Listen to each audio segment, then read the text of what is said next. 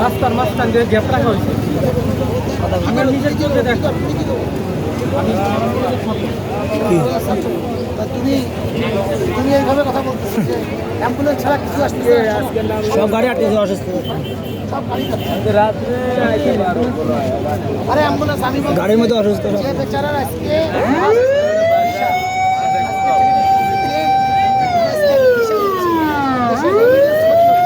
তার পরিবার ক্ষতি হচ্ছে।